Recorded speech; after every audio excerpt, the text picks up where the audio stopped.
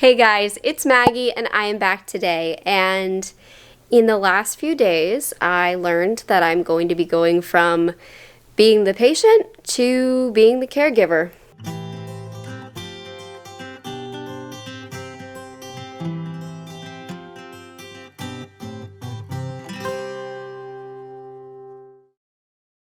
Before we get into it, speaking of being a patient, I have to get going for my weekly infusion of fluids. So I'm going to get all my stuff together and we'll hop in the car.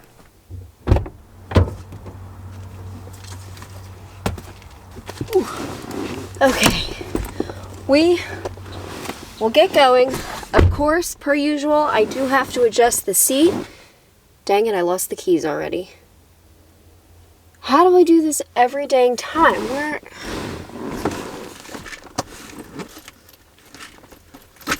Did I bring the keys?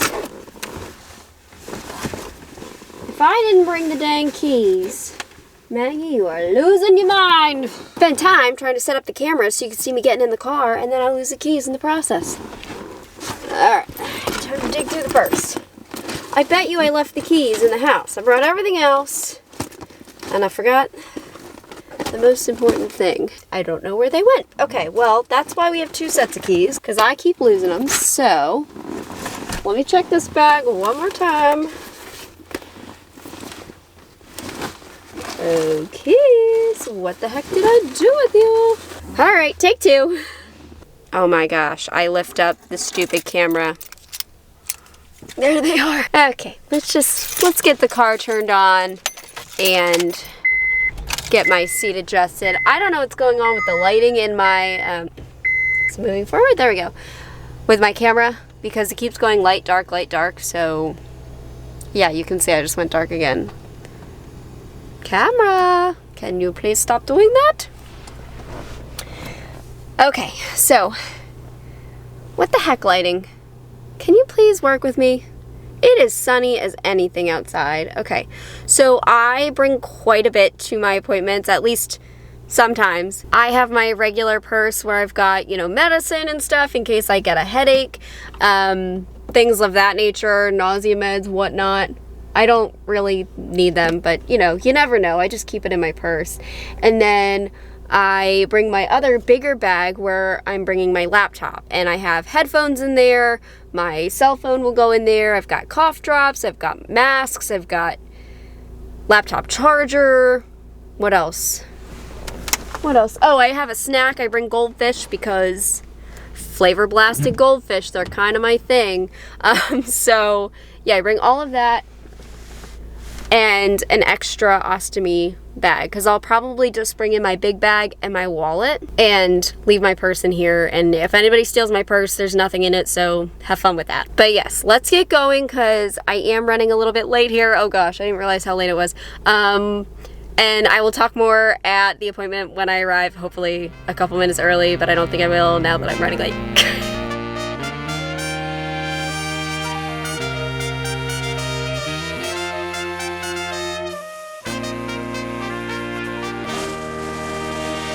Alright guys, I just arrived. I was hoping to have more time so I could tell you about what is going on, but I'm running a little bit late here, so I have to run inside, and I'll explain a little bit more of how I'm gonna become a caregiver. It is not something that is surprising to me. It is something that has been expected for a little bit. It's not Zach, it is actually my dad, but I'll tell you a little bit of detail. I'm not going to tell much because that's not my thing, but I want to share a little bit, how this impacts me, not to make it about myself, but I just want to be respectful to my dad because I know that he's kind of he doesn't really like to share when something's wrong, but it's something that we knew was coming, and I started to get an inkling a few weeks ago based on how many appointments he's had recently. So I will share that, but first let's go get some IV fluids.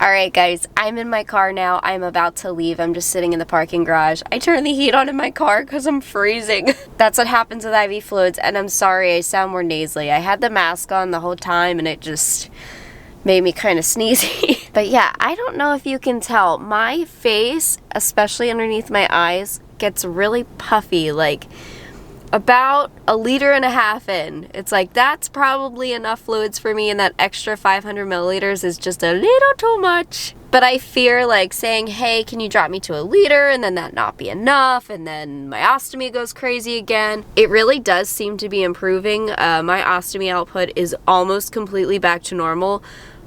Knock on some wood for me though. It's only been that way for a few days, so I'm like holding my breath here. A little worried that it's gonna switch back. I don't know. But I am glad to get that done for the week. And I gotta figure out how long it's gonna take me to get home. I actually have to get home fairly soon because I have to send an email before 3 p.m. Yeah, so let me tell you a little bit just before I get on the road what's been going on, and kind of how I'm taking on that caregiver role after I was just sitting in an infusion center getting an IV with fluids. It feels kind of funny just because I've always been the patient. I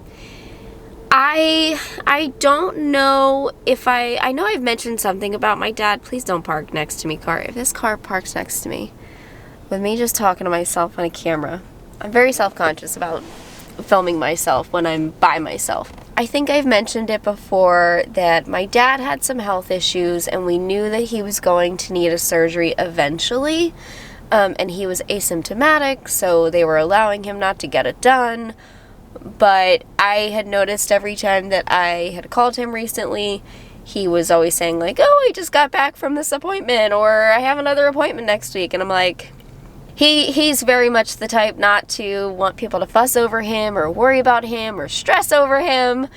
And I just had an inkling though, enough so that I even said something to Zach a few weeks ago. I was like, he's had a lot of appointments lately, and you don't have a lot of appointments unless something's going on.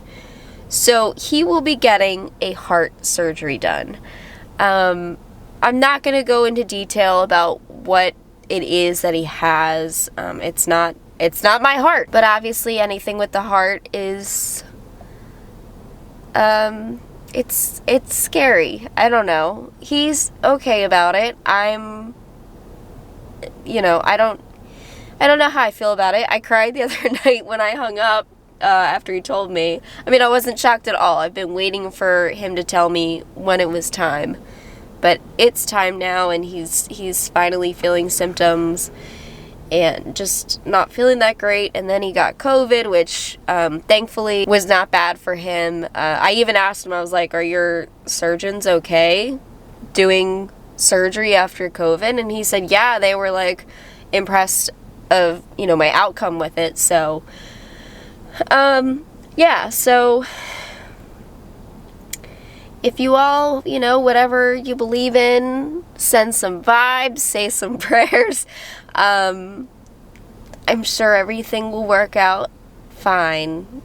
I'm just nervous. So anyways, he doesn't want me fussing over him or anything, and he felt bad even asking me to help because I'm going to bring him to the surgery and stay there while it's happening. He's like, you don't need to do that. I'm like, I would prefer to see you come out the other side, so I will be staying that day. But as a person who has been hospitalized a number of times, he's like, oh, just bring a couple shirts and a couple pairs of underwear. And I'm like, Dad, if there's anything you need, like non-slip socks or slippers or anything like that, like, why don't we? And he just he doesn't want me to. And I'm like, well, I guess worst case scenario, you're in the hospital recovering. I can always go out and get that stuff. But I don't really know what, I've always been in the GI world. I don't know what recovering from heart surgery looks like. I don't know what it's going to be like after surgery for him. What unit he'll be on. Will he be in the ICU? Will he be in just, maybe cardiac intensive care unit? I don't know. We're regular cardiac. I have no idea. I have no idea how long he's going to be in the hospital for, what he's going to need when he comes home, what he's going to be capable of. He is very independent. My dad is almost 70, but, you know, still works and all that, but he said he may retire because of this. He likes to be active, so anyways, I don't know. I wish it wasn't this time of year, but you know, it happens for a reason, so we'll get it done, and I'm just hoping that I can help in every way possible that I can. He feels bad asking his daughter to do that, and I said, Dad, you certainly have done it for me my entire freaking life because your daughter is sickly. So I was like, it is no problem for me to do this one time for you. He's funny. But anyways, alright guys, I need to get on the road. I feel so tired. The fluids just knock me out. I feel it right about 1,500 milliliters. I start to get like, so let's get on the road. Oh man, you can really see the bags in her eyes. My face just looks puffier to me. I might be crazy. We are home. Gathering my multiple bags and stepping out of the car. Oh my gosh, guys. Glad to be home. And now I get to see the dogs. Hi. Hello. Dixie's getting a drink. We got Holly here. I think the other, hello. I think the other two are upstairs with Zach. Yeah. You said I come to greet you. Dixie gonna come greet? Hello. Oh, thank you. That was really wet. You just drank water and then you licked me. Oh, thank you. I missed you. I wish I could bring a dog there. That would be awesome. Yes, you gonna push me over? Yeah. Hi, love. Yes, show me your tushy. Thank you. Crazies, you crazies. You're adorable. Yeah. You happies? You